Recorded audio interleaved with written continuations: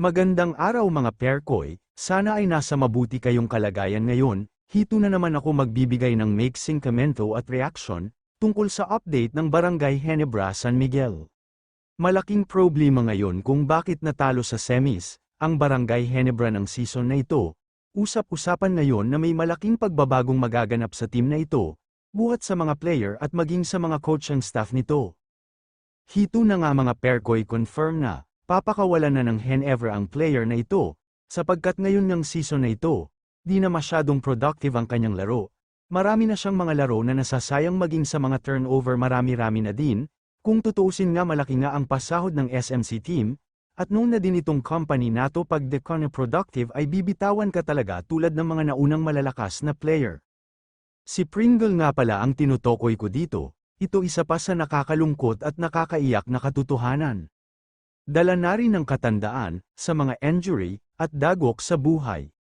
At sa era ng basketball na nalampasan ni Teniente Tenorio nang magkasakit nga ito ng colon cancer. Dahil nga doon naka-recover man si Tenorio pero nag-iiba na rin ang kanyang laro, may mga agam-agam na kukunin nga bilang isa sa maging coach ang staff si Tenorio. Mga Perkoy, idol ko rin naman si Tenorio, marami at malaki nga ang kanyang ambag sa ating bayan, maraming beses na kasi siya nag-uwi ng mga parangal para sa atin, sa paglalaro nga ng basketball, kaya masaya ako na kahit wala na siya laro may trabaho pa rin siya bilang coach. Pangatlo nga sa gusto pakawala ng Ginebra San Miguel, si Onwuberry.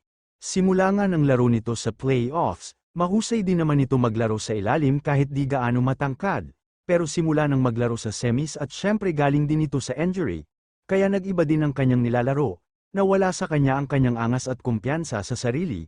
Ang player na ito sana ang pwede ikahalili ni si Stan pag mapuyat sa laro, pero maghahanap daw ng iba ang team na mas malakas pa kay Onwuberry, kaya nasa trading block nga ito sa ngayon. Hito pa mga Perkoy, dahil sa nangyaring pagkabigo na makapasok sa finals ang Ginebra. Usap-usapan din sa ngayon na may mga key players sila na balak din umalis at magpa-trade sa ibang team. Wala ngang kaalam-alam ang pamunuan ng Ginebra na hindi na pala masaya sa kinabibilangan koponan si Scotty Thompson. Marami nga ang nagulat dahil palagi nga ginagamit sa laro ni Coach Tim Cone si Scotty. Talaga nga naman malakas ang impact sa game pag naglalaro na ang batang ito.